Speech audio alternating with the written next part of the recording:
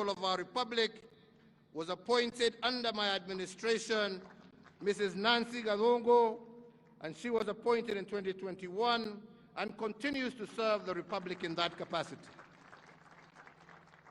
And of course, we have our three arms of government, one of which is now headed by a woman. After 58 years of our independence, in May of 2021, I had the profound honor of being the first President of the Republic to commence an address with a salutation, Madam Chief Justice, when the Honorable Lady Justice Martha Koome assumed office as the first woman Chief Justice. We are also proud of the fact that Kenya's judiciary boasts a female Deputy Chief Justice, a female Chief Registrar, and many female principal judges and presiding judges across our superior courts. Going further, in August of this year, if it is the wish of the Kenyan electorate, we have a chance of electing a woman and shattering the glass ceiling by assuming the second highest office in the Republic of Kenya. So, ladies and gentlemen, if our women were part of the liberation struggle, advancing their cause intentionally is a duty that belongs to all of us. We owe it to them, we owe it to ourselves, and we owe it to our country.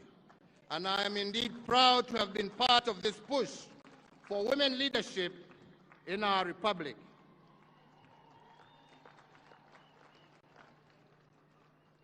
Fellow Kenyans, ladies and gentlemen, now I will give a further account of how my administration has multiplied the fruits of our liberation. And I will give this account using 4 legacy frames that have guided our execution of the mandate bestowed on us over the last 9 years. These are what I have been calling the big push investments: economic acceleration, restoration of dignity, as well as political stabilization. I begin with the first legacy frame of the big push investments, and I want to start this frame because the question many have begged is why the heavy investments in infrastructure.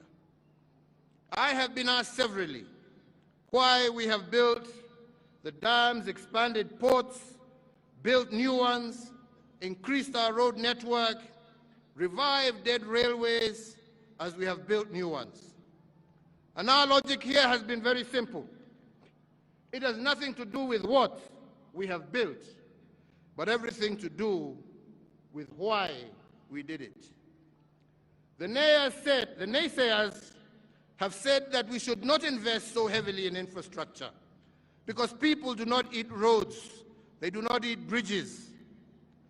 I have refused their pessimism because I know what a new road means to a farmer who has for decades been unable to get their produce quickly to the market. I refuse to delay the dream of world-class ports and fishing support infrastructure because we wanted our fishermen in our oceans and lakes to be able to gain more from their sweat of their brow. I looked at a nation whose potential was being limited by road connectivity and vowed to open up Kenya to ourselves and also to the world. The result has been that once sleepy villages and towns across our country have roared to life and become vibrant centers for economic and social activity. The result was the appreciation in the value and utility of land in many rural and peri-urban areas, instantly elevating many thousands of homes out of poverty. Similarly, fellow Kenyans, we have learned, and that is why we say we must learn from our history, is that when the British built the Kenya-Uganda Railway, some people called it the railway to nowhere, passing through a swamp called Nairobi. But to the colonizers, the railway was not the end game. What the railway was meant to achieve was the end game.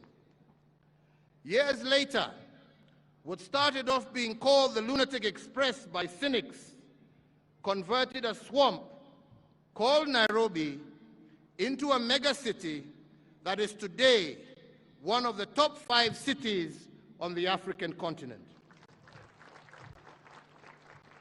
It opened up an entire hinterland, running from Mombasa on the Indian Ocean to Banana on the Atlantic Ocean in the Democratic Republic of Congo. The railway had transformed the East African landscape, opening up new frontiers of trade, commerce, and urbanization.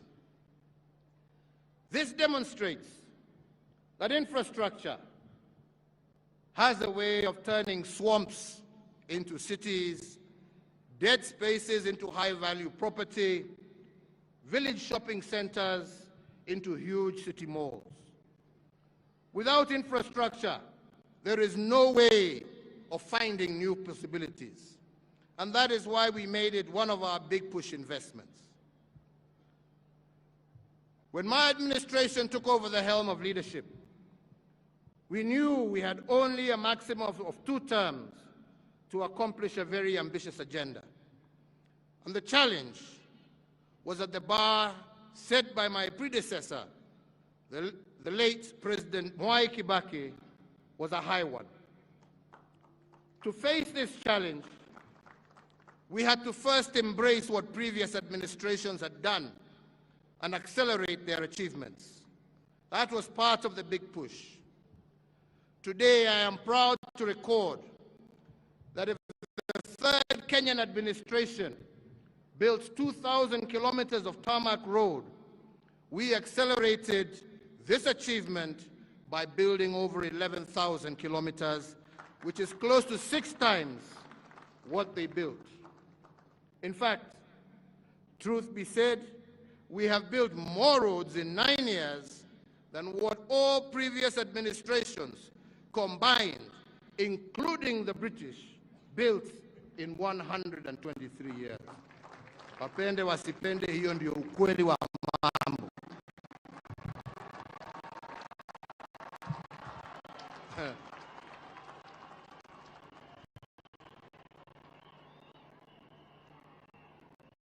If this nation's third administration had set the bar higher, we have set the bar even higher. And the record is there for all to see. Across all 8 former provinces in each of the 47 counties, we have transformed our country 1 kilometer at a time. Our world-class infrastructure, from elevated expressways to floating bridges, have put Kenya on the global map. And as a result, we have distinguished ourselves as an investment destination of choice, a regional and continental hub, and a leader